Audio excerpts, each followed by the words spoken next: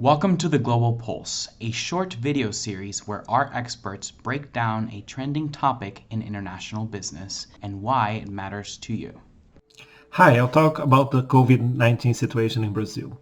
So far Brazil has had a limited number of cases, and if you look at the number of deaths on April 13th, still 6 per 1 million population compared to 70 in US and 380 in Spain.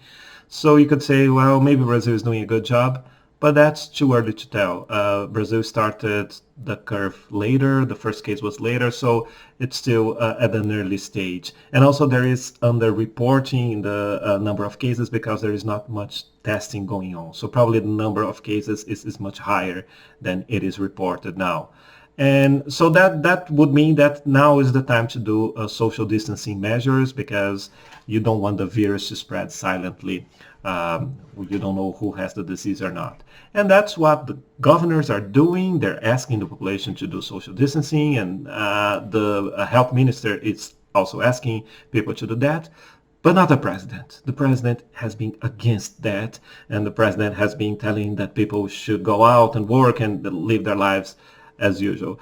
And so that's this political infight, and the president is doing that because he knows that if the economy goes down, it's probably the end of his political career, and he's putting his political career in front of any other consideration, including lives of the citizens. And there were rumors that he would fire the health minister, but now there has been some political infighting, and the Congress is saying that if he fires the health minister, he won't be able to govern anymore. So huge political problems. And so I think the big lesson for US and other countries is the importance of leadership at this when you have crises like that. I mean, having a leader that is able to do the right things and also being able to talk to multiple stakeholders, that's very important, and that's not what's happening in Brazil. So unfortunately, I'm not very optimistic about the situation in the next month or so.